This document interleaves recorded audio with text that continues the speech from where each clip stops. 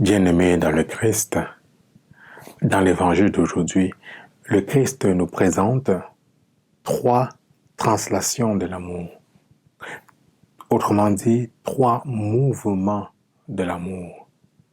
Ces 3 mouvements correspondent en quelque sorte aux 3 dimensions de l'amour. Mais pourquoi j'emploie le mot translation ici?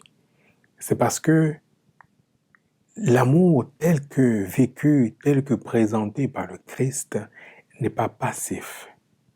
Ça nous met en mouvement, comme un mouvement de translation.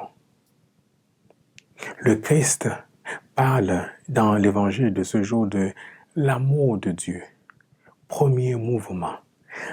L'amour nous tourne vers Dieu, car Dieu est amour, nous dit Saint Jean. Dieu est amour. Dieu est la source de l'amour. Et donc, c'est comme un aimant. Parce que Dieu est la source de l'amour, parce qu'il nous a créés, que nous sommes créés par amour. Et par conséquent, nous sommes comme attirés par un aimant, nous sommes comme attirés vers Dieu. Et cet amour doit nous tourner vers Dieu. Ça, c'est le premier mouvement. Maintenant, l'amour de Dieu, parce que vécu en Dieu, vécu par Dieu, vécu avec Dieu, nous tourne vers nos frères, nous met en mouvement vers l'autre, car nous sommes des êtres relationnels. La dimension chrétienne n'est pas seulement verticale, ce n'est pas seulement entre moi et le ciel, entre nous et le ciel, mais également entre nous les uns envers les autres. Aimez-vous les uns les autres comme je vous ai aimé, nous a dit le Christ. Aimez Dieu, aimez son prochain. Comment puis-je dire que j'aime Dieu si je n'aime pas mon frère que je vois alors que Dieu, je ne le vois pas? Troisième mouvement vers lequel l'amour nous tourne vers soi.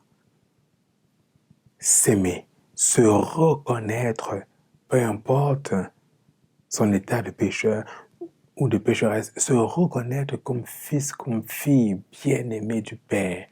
Reconnaître que je suis créé à l'image de Dieu. Alors, si cet amour me tourne vers Dieu, me tourne vers l'autre, me permet de reconnaître le visage de l'autre dans le visage du frère, alors je peux me reconnaître comme un fils, une fille bien-aimée. Voilà donc justement cette triple dimension, cette triple translation, cette sécularité de l'amour. Oui, bien-aimé dans le Christ, comme effort de carême, je pourrais aujourd'hui prendre la décision de mesurer ou de vérifier ma capacité à aimer tel que le Christ nous invite.